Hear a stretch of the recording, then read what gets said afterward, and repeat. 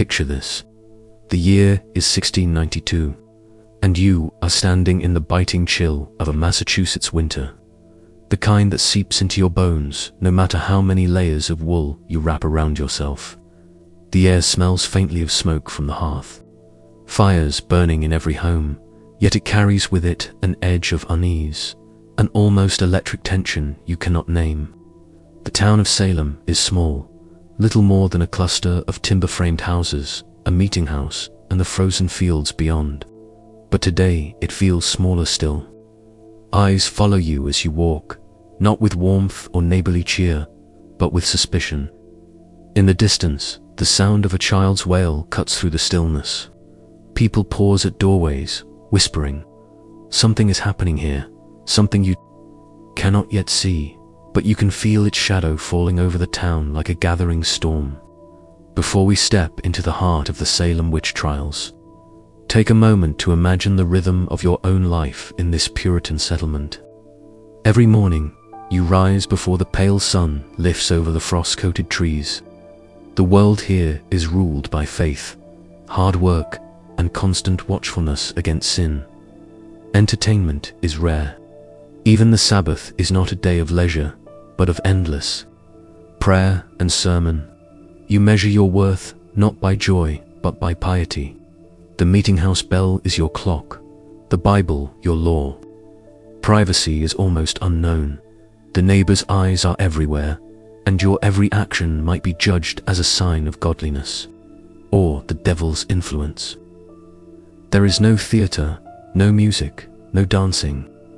Life is stripped down to survival and obedience. And in such a tight, watchful world, suspicion can grow like mold in damp wood. Salem is not a single place but to intertwined communities. Salem Village, a farming settlement about 5 miles inland, and Salem Town, a busy port trading in fish, lumber, and furs.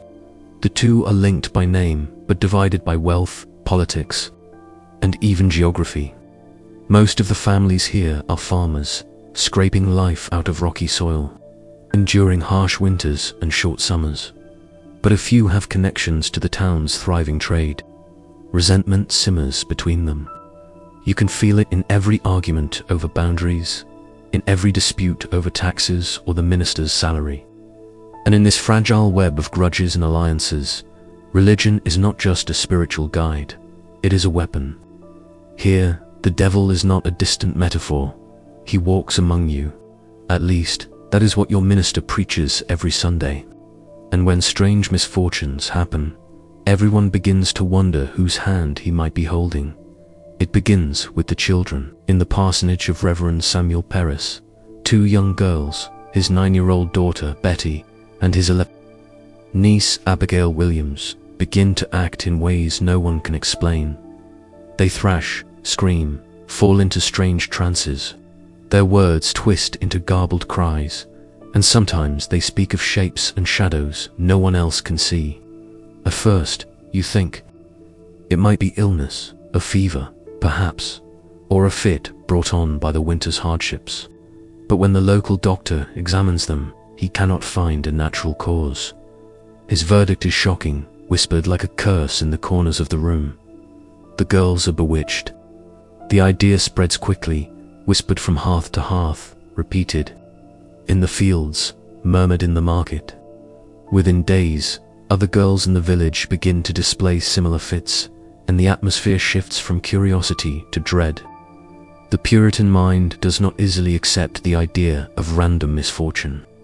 Every illness, every crop failure, every accident is either the will of God or the work of Satan. And in these cold, cramped rooms, under constant fear of native raids, disease, and hunger, it is far easier to believe in the devil's active presence than in coincidence. You hear stories from the older folk tales of witches in England, women who made pacts with dark powers and brought ruin to their neighbors. Ministers preach that witches are everywhere, hidden in plain sight, serving Satan while appearing godly. The afflicted girls become the center of attention, their words taken as evidence of a hidden battle between good and evil. And soon, they name names. Not strangers from far away, but people you know. A beggar woman, a poor slave, a respected church member. Accusations begin to coil like smoke through the village. The first three to be accused are Sarah Good, Sarah Osborne, and Tituba, an enslaved woman from the Caribbean who serves in the Parris household. Good is a destitute beggar who survives on the charity of neighbors. Osborne is a landowner who defied Puritan norms by marrying her servant. Tituba's origins, her foreignness, and her connection to the afflicted girls make her an easy target. When the three women are brought before the magistrates for questioning, the entire village seems to gather in the meeting house. You stand among the crowd, your breath visible in the cold air, straining to hear every word. Good protests her innocence. Osborne barely speaks, appearing weak and ill. But Tituba does something unexpected. She confesses.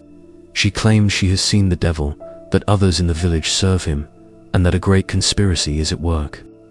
The room erupts in murmurs. The hunt has begun. In this moment, you feel the shift. It is as if the ground beneath Salem has cracked, releasing a flood of fear and righteous fury. Tituba's confession is not just an admission of guilt, it is fuel for the idea that Satan has infiltrated the village. Now, every quarrel, every strange illness, every misstep becomes potential evidence of witchcraft. Ministers thunder from the pulpit about the devil's snares. Neighbors eye each other with suspicion. Old grudges find new life under the cloak of righteousness. And the afflicted girls, they grow bolder, naming more and more supposed witches. Each accusation brings another arrest, another public examination, another chance for fear to grip the heart. You realize that in Salem, innocence will not save you, because the mere fact that someone accuses you means you must somehow prove a purity no one can see, and that proof may not be enough. The days that follow feel unreal, as if the town has slipped into a dream where reason no longer governs thought. Snow still blankets the fields, smoke still curls from the chimneys, but conversations in Salem no longer linger on crops or weather. They are consumed with witchcraft. At the meeting house, the afflicted girls writhe and cry out during examinations, pointing to invisible wounds or claiming that the accused are tormenting them in spirit form. Every gasp from the crowd, every murmur of agreement strengthens the sense that evil has indeed taken root here.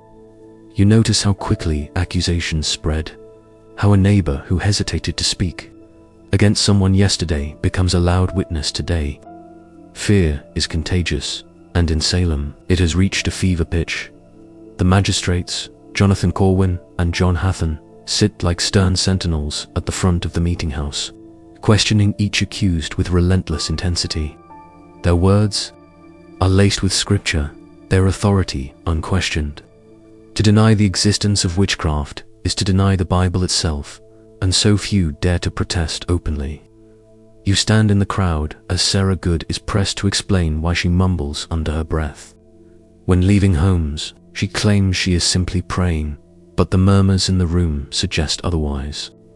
The air feels heavy, the wood walls trapping every whispered accusation until it hangs like smoke above your head. Confession, you realize, becomes a strange kind of survival. Those who admit to witchcraft and name others as accomplices are sometimes spared the noose, at least for a time.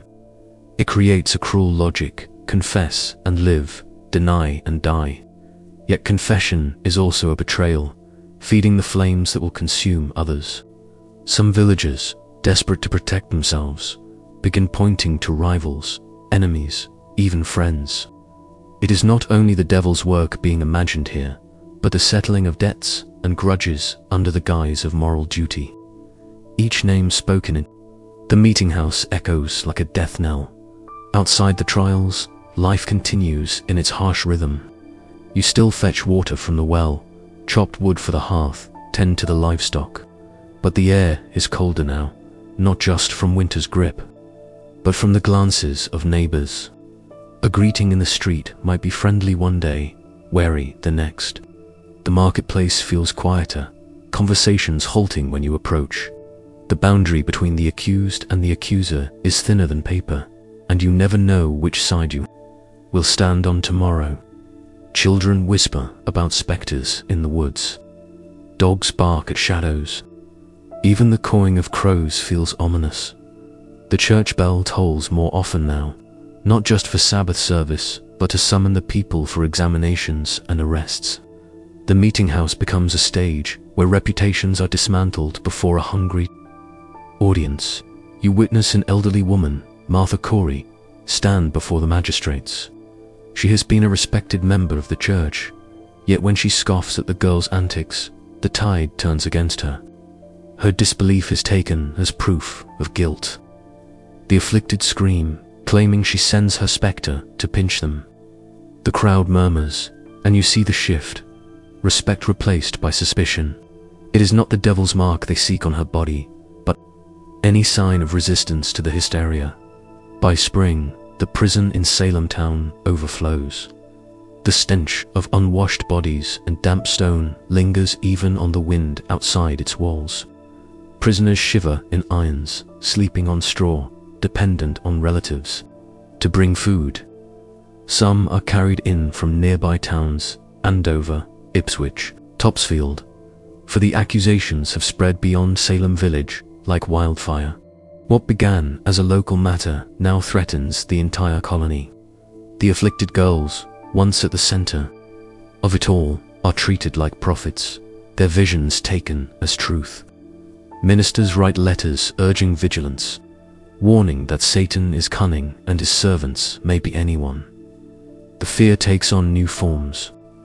Ordinary misfortunes, a cow's sudden death, a child's fever, a burned loaf of bread, are no longer random, they are signs. When John Proctor, a respected farmer, speaks out against the trials, he finds himself accused. His wife, Elizabeth, is also named. In this world, words meant to calm the storm can turn it against you. You begin to understand that silence has become the only safe position, yet even silence can be twisted into guilt. It is as if Salem has slipped into a mirror world where logic is reversed and the only truth is the one shouted loudest in the meeting house at night. By the dim light of the fire, you think about the sermons that have shaped your life.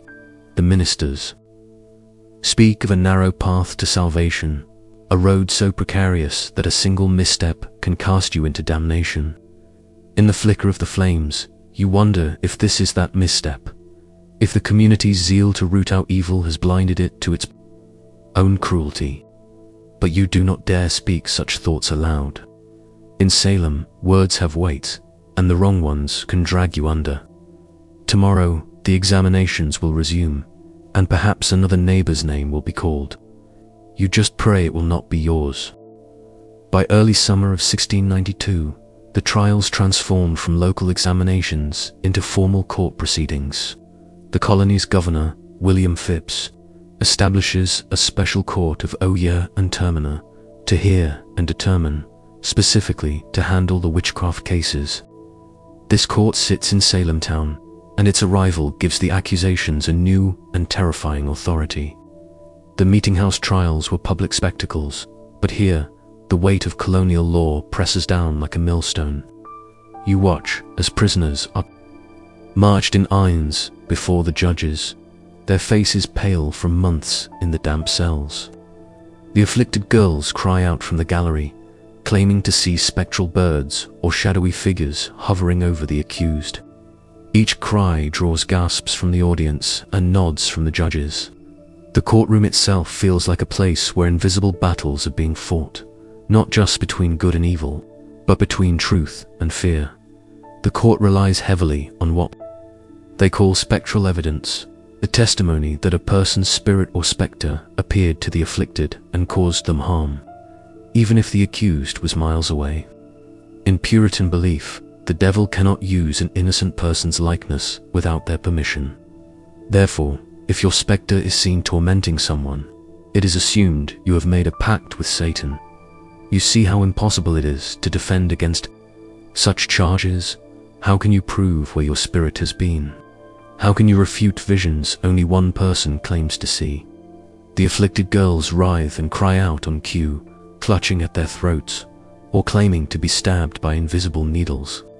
Each display hardens the court's resolve, and the accused, no matter their reputation, seem powerless against this theater of fear. On June 2nd, the first conviction comes. Bridget Bishop, a woman in her 60s, stands accused of bewitching several of the afflicted. She is known for her bright clothing and her tendency to speak her mind. Small rebellions in a community that prizes restraint. Witnesses testify to finding poppets, small dolls in her home, said to be tools of witchcraft. Bishop denies the charges to the end, but her past disputes with neighbors and her unconventional behavior have already sealed her fate. When the jury declares her guilty, the sentence is death by hanging. You feel the collective shiver in the crowd, the sudden awareness that the noose is no longer just a threat. It is real, and it is coming. 2 weeks later, you stand among hundreds gathered at Proctor's Ledge, a rocky hill just outside town. The sun is bright, the air heavy with summer heat, and the smell of wildflowers mingles uneasily with the scent of sweat and dust. Bridget Bishop is led to the gallows. She climbs the ladder with a dignity that makes some avert their eyes. The rope is placed around her neck. A minister prays, and then silence, followed by the creak of the boards. The crowd shifts, some weeping, others grim-faced. No one cheers. You leave the hill with a strange heaviness, realizing you have witnessed something irreversible. Salem has crossed a line, and there will be no easy return. The executions do not slow the accusations, they multiply. In July, 5 more are hanged. Sarah Good, who curses the judges with her final breath. Rebecca Nurse, a pious woman of 71 whose conviction shocks even her supporters. Susanna Martin, Elizabeth Howe, and Sarah Wilds. Each trial follows a similar pattern: spectral evidence, the testimony of the afflicted, and the weight of community suspicion. You begin to see how the trials have become self-sustaining. Every execution seems to confirm the danger, and every new danger demands another execution. The town moves in a tightening circle, each turn drawing more people into the nooses shadow. Life in Salem grows colder, even under the summer sun. Neighbors stop speaking. Families avoid gatherings for fear of association. The meeting house sermons grow harsher, warning of God's wrath and the devil's cunning. Ministers urge the people to remain vigilant, but you notice the toll this vigilance takes: the hunched shoulders, the wary eyes, the way people glance over their backs even in daylight. Some begin to question privately whether the devil's greatest trick is not witchcraft, but turning neighbor against neighbor. Yet such doubts are dangerous. To question the trials is to invite suspicion, and suspicion can be fatal. So the doubts remain locked behind tight lips, shared only in whispers by the hearth when the shutters are closed. By August, the gallows claim more victims. John Proctor, who once mocked the trials, is executed alongside George Burroughs, a former minister of Salem Village. Burroughs astonishes the crowd by reciting the Lord's Prayer perfectly, something witches were believed incapable of. Yet the execution proceeds. Some in the crowd murmur uneasily, but the judges remain unmoved. The rope tightens. The bodies are cut down and buried in shallow, unmarked graves near the ledge. You wonder if these patches of earth will ever grow grass again, or if they will remain barren, marked by something deeper than stone or soil. The executions have become almost ritual now, a grim punctuation to the weeks of accusation and testimony. And still, the list of the accused grows. September arrives with an uneasy heaviness. The fields should be full of harvest activity, but the work is slowed by fear. Those who are not in the fields are in court as witnesses, jurors, guards, or spectators. The trials have become the heartbeat of Salem, their rhythm drowning out the normal life of the village. You notice the physical toll on the accused.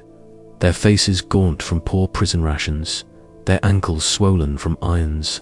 Some hobble into the courtroom, leaning on canes, while the afflicted girls cry out as if invisible blows strike them. The magistrates lean forward with grave expressions, their questions sharp and probing. Each answer seems to twist back on itself, becoming new evidence of guilt. Even silence, you realize, can be taken as proof of a witch's stubborn allegiance to the devil in mid-September. The court faces a prisoner who will not break. Giles Corey, an elderly farmer of over 80 years, accused alongside his wife. Martha, Corey refuses to enter a plea. Without a plea, there can be no trial, and without a trial, his property cannot be legally seized. The court is determined to force his hand. They order peine forte, et dua, pressing. You hear of it before you see it. Corey stripped, laid in the open yard, heavy stones placed on his chest. Each day more weight is added. Witnesses say he calls only for more weight, refusing to yield. After 2 days, his body gives out. There is no gallows, no prayer, just a brutal, silent death meant as a warning. Instead, it becomes something else, a grim act of defiance that will be whispered about for years. That same month, the executions continue. On September 22nd, 8 more are hanged, the largest single-day execution of the trials. Among them are Martha Corey, steadfast in her faith, Mary Easty, who leaves behind a written plea urging the court to stop shedding innocent blood, and Samuel Wardwell, who once confessed to witchcraft but recanted, hoping to die with truth on his lips. The gallows at Proctor's Ledge creak under their weight, the late autumn wind tugging at their lifeless forms. You stand in the crowd, the chill seeping deeper than the air can account for. It feels as though the village itself is hollowing out, each execution cutting away another piece of its soul. The ground beneath the gallows grows worn and trampled, the grass unable to reclaim it, but outside Salem, unease is spreading. The reliance on spectral evidence, invisible crimes witnessed only by the afflicted, begins to trouble other ministers and magistrates. In Boston, influential voices question whether the devil could use the likeness of the innocent without their consent, as some European theologians have suggested. Letters are sent to Governor Phipps, urging caution. At the same time, the sheer number of accusations raises doubts. Entire families are named. Prominent citizens, including the wife of the governor himself, are whispered about as possible witches. You see it in the way the judges' faces tighten when such names are spoken. The realization that this hysteria has no natural boundary, that it can just as easily turn inward as it spreads outward. Even in Salem Village, small acts of resistance take root. Relatives of the accused petition for their release, gather signatures, and confront ministers with scripture that warns against bearing false witness. Some townsfolk refuse to attend executions, choosing instead to work their fields or remain. At home, the meeting house, once overflowing during examinations, now sees more empty benches. These are quiet signs, but they mark a shift. Fear still grips the community, but it is no longer unquestioned. The cracks are small, but they are there. You find yourself glancing at others in the crowd, wondering who else sees them, who else feels the unease stirring beneath the surface. And yet, the danger is not past. Those who speak too boldly risk becoming the next accused. The afflicted girls still command the court's ear, their fits and visions guiding the course of justice. But their power is no longer absolute. In one examination, a respected church member challenges their testimony openly, demanding proof beyond their cries. The moment hangs in the air like a held breath. For a heartbeat, it feels as though the room itself might turn, but then the judges interrupt, restoring the old rhythm of accusation and affirmation. Still, you sense the tide's edge somewhere beyond the horizon. Change may be coming, though it is not yet safe to name it aloud. October 1692 begins with a shift so subtle you almost miss it. The leaves have turned, their crimson and gold catching the pale autumn light, yet the air in Salem feels less fevered than in months past. It starts with Governor William Phips, who has been away leading military campaigns in the north. Upon his return, he is confronted with a colony gripped by chaos.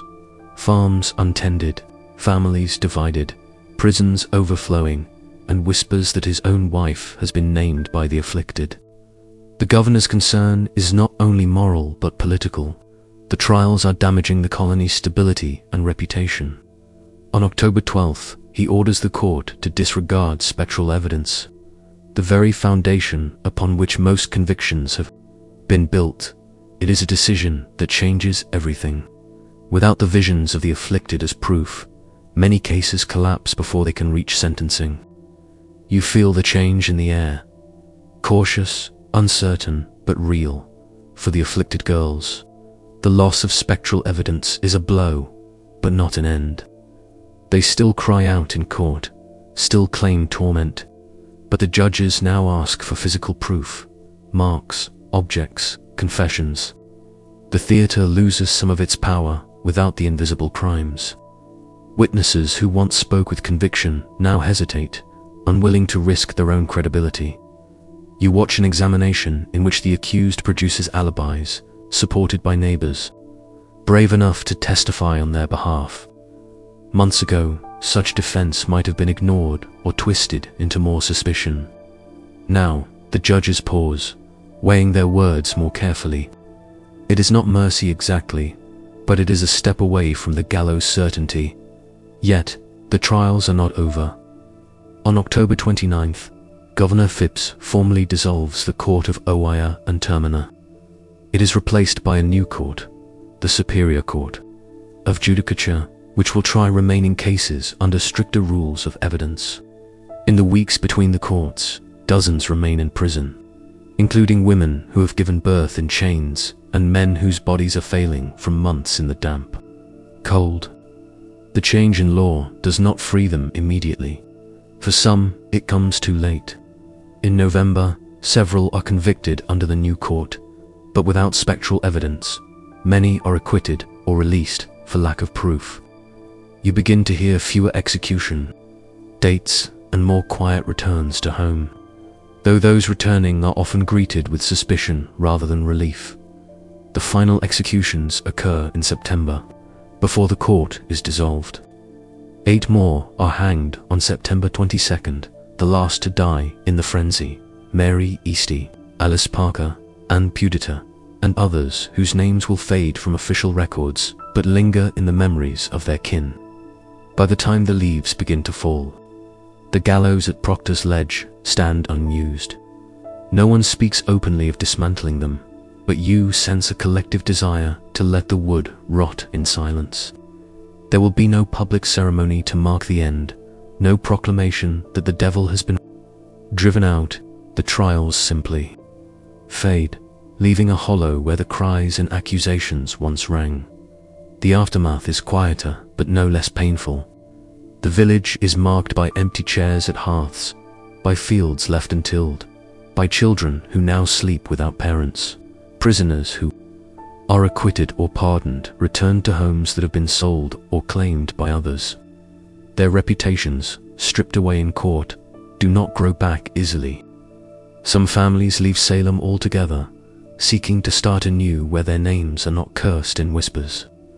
Ministers preach sermons urging forgiveness, but the words fall heavily in rooms still thick with unspoken grief.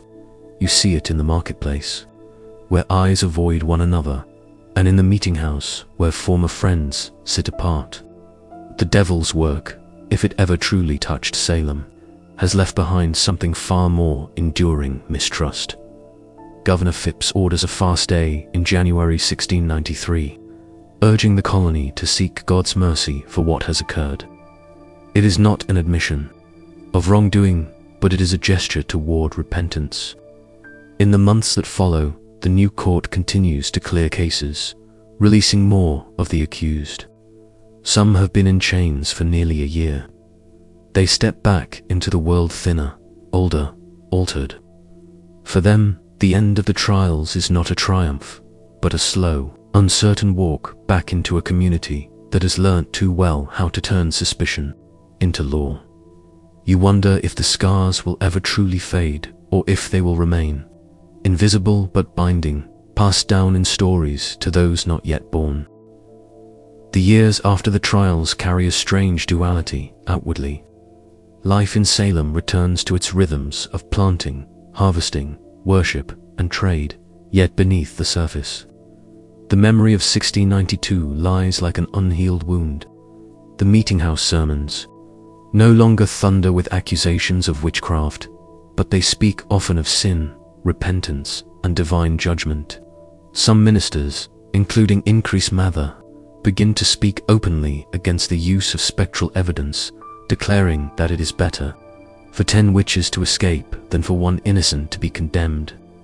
These words are bold, but they come after the gallows have already claimed their victims. In the homes of the accused, grief is not a season but a constant companion. The loss is measured not only in lives taken, but in land, in dignity, and in the trust that once bound neighbor to neighbor. The silence in some households feels heavier than any sermon's rebuke. In 1697, the colony declares a day of fasting and soul-searching, an official attempt to atone for the late tragedy. On that day, people gather in meeting houses across Massachusetts, their prayers filled with confession and pleas for God's forgiveness. In Salem Village, Reverend Parris addresses his congregation, speaking of errors and of Satan's trickery in deceiving the people. Yet, he stops short of taking full responsibility for his role in fueling the hysteria. Some accept his words, others find them hollow. That same year, jurors from the trials sign a statement admitting that they were sadly deluded by false evidence. It is a rare moment of public contrition, and yet, for many families, it is not enough. Apologies cannot return the dead, nor can they erase the months of fear and cruelty that tore the village apart. Over time, some of the afflicted girls grow into women who publicly acknowledge their part in the accusations. Ann Putnam Jr., one of the most prominent accusers, stands before the congregation in 1706 and confesses her remorse. She claims that she was deceived by the devil and misled into causing the deaths of innocent people. Her words are read with tears, but also with an understanding that, for years, she had lived among the very families she had helped destroy. Forgiveness is a complicated gift in Salem. Some give it, others keep their silence. Even decades later, the descendants of the accused and the accusers navigate a shared history that cannot be neatly severed from daily life. Petitions for justice begin to appear in the decades following the trials. Families seek to have the convictions reversed, the names of their loved ones cleared, and, in some cases, property restored. The process is slow, hindered by politics, pride, and the reluctance of some leaders to reopen a chapter that many would rather forget. Yet persistence pays off in part. In 1711, the Massachusetts legislature passes a bill that clears the names of several convicted witches and grants compensation to their heirs, though the payments are small and many names remain unaddressed. It is a partial healing, like a wound stitched without fully cleansing it. For some, the gesture is enough to close the matter. For others, it is only proof that the stain of 1692 can never be fully washed away as the decades pass. Salem's story begins to change in the telling. The immediate shame and grief give way to whispered cautionary tales, then to more distant historical curiosity. By the mid-18th century, the events are spoken of as a warning against zeal without reason, against the dangerous power of fear. And yet, even in this shift, the human cost remains. You can still trace the lines of 1692 in the way certain families marry or avoid marrying, in the way property is passed down, in the silences that fall at certain names. Time blurs details, but it does not erase them. The trials have become part of Salem's identity, a dark thread woven into the fabric of its history, For those who walk the streets decades later, the places of 1692 look ordinary. The meat has been replaced, the gallows dismantled, the prison empty. Yet if you stand at Proctor's Ledge in the stillness of a late afternoon, you might feel something linger. Not ghosts in the theatrical sense, but the weight of what was done there. The wind through the grass, the quiet hum of insects. The steady pulse of the earth beneath your feet carry the memory forward. Salem is no longer the village it was, but the choices made here remain, their lessons waiting for those willing to listen. In this way, the story does not end with the trials. It continues in every retelling, in every reflection, in every warning passed to the next generation. Centuries pass, and Salem's witch trials take on a life far beyond the small Puritan village where they unfolded. The names of the accused, Bridget Bishop, Rebecca Nurse, John Proctor, and others leave the fragile pages of court records and find their way into plays, novels, and political speeches. Each generation shapes the story to its own needs. In times of national fear, Salem becomes a warning, a mirror showing what happens when suspicion overrides justice. In calmer times, it is treated as a curiosity, a dark chapter in colonial history. Yet for the descendants of the accused and the accusers alike, the events are never abstract. The legacy is written in family law, in the careful preservation of letters and petitions, in the silent knowledge that an ancestor's name was once spoken on the gallows. Salem is no longer a village of farmers and ministers, but the shadow of 1692 remains by the 19th century. Visitors come to Salem seeking the places where the trials occurred. Local historians publish accounts, piecing together testimony from faded manuscripts. Some focus on the legal absurdities, others on the human drama, still others on the religious fervor that made such events possible. The story is told with varying degrees of sympathy, sometimes casting the accused as tragic victims, sometimes as symbols of resistance. You imagine walking through the streets as they were then, the clapboard houses and cobblestone paths still standing, though now weathered by time. The gallows are gone, but their memory is anchored in the landscape, just as the fear that built them is anchored in human nature. Salem has become both a cautionary tale and a marketable history. Its tragedy preserved not only in scholarship, but in souvenir shops and guided tours. In the 20th century, Arthur Miller's The Crucible brings Salem to a global audience, transforming the events into an allegory for political persecution. Through Miller's words, the witch trials become a lens for examining the Red Scare, McCarthyism, and any moment in history where fear justifies the silencing of dissent. The parallels are clear. In 1692, to question the trials was to risk being accused of witchcraft. In the 1950s, to question the anti-communist hearings was to risk being labeled a communist. Salem's story proves itself timeless, not because it belongs to a single era, but because it reveals something enduring about human behavior, the ease with which fear can erode reason, the speed with which neighbors can become enemies today. Salem embraces its history in a way the Puritans could never have imagined. October brings crowds of tourists for Halloween festivals, ghost tours, and reenactments. Museums display artifacts from the trials, court documents, clothing, everyday objects from the homes of the accused. Some come for entertainment, others for education, others to stand quietly at memorials. Reading the engraved names of those hanged in 1692, you walk through these spaces and sense the tension between commemoration and commercialization. The gallows have given way to gift shops.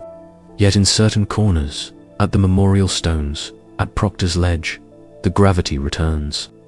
The wind still moves through the grass, and the names carved in stone resist the gloss of time. What really happened at the Salem Witch Trials was not the work of supernatural forces. It was the collision of fear, religion, and human frailty. It was a society under pressure from harsh winters, from threats of war, from economic tension, turning inward and finding the enemy not across the ocean or in the forest, but within its own homes. The afflicted girls were both products and agents of that fear, their visions reflecting the deep anxieties of their time. The judges and ministers acted in the belief they were defending their community from an invisible threat. Yet in doing so, they became instruments of destruction. Salem's tragedy was not born of witchcraft, but of the very human impulse to find certainty in accusation when certainty in truth is harder to grasp. And so, as you stand in modern Salem, the centuries folding in on themselves, you understand that the real lesson of 1692 is not about witches at all. It is about vigilance, the need to guard against the moments when fear whispers louder than reason, when law bends to hysteria, when silence becomes complicity.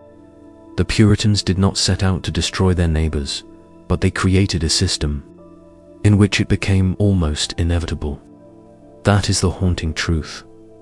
The trials were not a rupture in the fabric of Salem's life, but the result of the threads that were already there, pulled taut until they snapped. And in remembering, in telling this story again and again, we are not simply honoring the dead, we are warning the living.